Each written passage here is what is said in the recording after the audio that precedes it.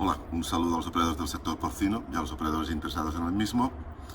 Bueno, hemos superado la semana del 12 de octubre, una semana con un festivo en la que se ha perdido matanza, y en Mercolleida hemos asistido a un nuevo pulso entre mataderos y productores. Al final la cotización ha bajado 2,8 céntimos y es un nivel que deja satisfechas e insatisfechas a ambas partes. A los mataderos porque se queda ya por debajo del umbral de los 3 céntimos, aunque se está muy cerca, y a los ganaderos porque aunque se queda por debajo del umbral de los 3 céntimos, está todavía cerca de un descenso importante. Para los ganaderos el factor más determinante ahora es el encarecimiento de sus costes de producción, con la escalada que parece imparable del cereal, y el bajo nivel de la cotización del cerdo, que hace que planteen más defensa a la hora de aceptar bajadas.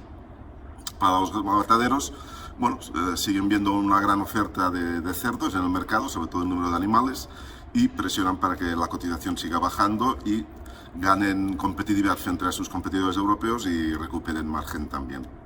Al final, la semana del 12 de octubre habrá servido para dar la razón a las dos partes.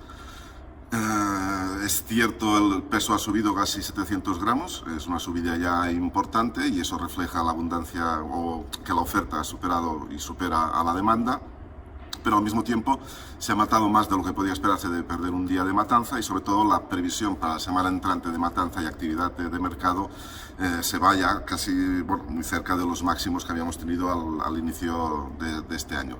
Es decir, se está matando mucho, hay cerdos para matar mucho, pero el matadero también poco a poco va levantando el pie del acelerador. En el contexto europeo, tenemos una estabilidad en todos los países. Alemania ha repetido, todo el resto de países ha repetido, incluso Francia testimonialmente ha puesto una milésima de subida, con lo cual el mercado europeo intenta también marcarle fondo al cerdo para intentar así también marcarle fondo a la carne y defender precios. Sigue habiendo una sobreoferta de carne de cerdo en el mercado europeo y se siguen echando en falta los impulsos de demanda. A partir de ahora, estos niveles de precio hay que confiar en que, junto con la reapertura progresiva de la vida normal, con el avance de la vacunación, empieza a verse un poco más de demanda por parte de la industria para preparar la campaña navideña. Algún país ya lo reporta, Francia por ejemplo, pero de momento es una cosa todavía testimonial y puede haber algún plus de demanda, pero con la oferta de carne que hay en el mercado prácticamente no se nota. En China el precio ha seguido bajando, pero la semana pasada el gobierno lanzó una compra pública de 30.000 toneladas y esto parece que ha hecho que el precio detuviera su bajada y repuntara.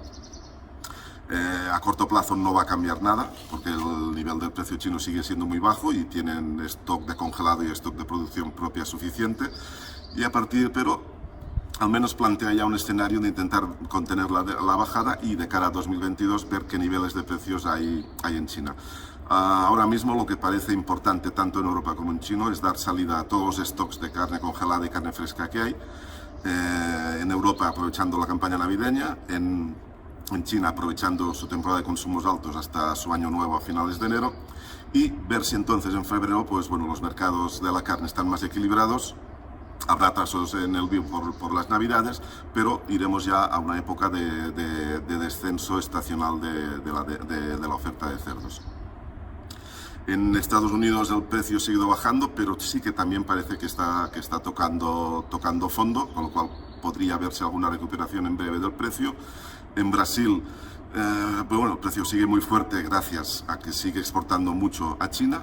Como hemos dicho en otras veces, es el único país que está manteniendo una buena exportación a China, con lo cual parecería que los mercados intentan estabilizarse, aunque eso es cierto, en un nivel muy bajo y todos los países muy presionados por la subida de los cereales y las materias primas para pienso. Con lo cual, estamos en el mismo escenario, pero con la cotización más baja habrá más resistencia a seguir bajando y en un momento u otro se intentará estabilizar el cerdo, sobre todo de cara a defender la carne. Muchas gracias y un saludo.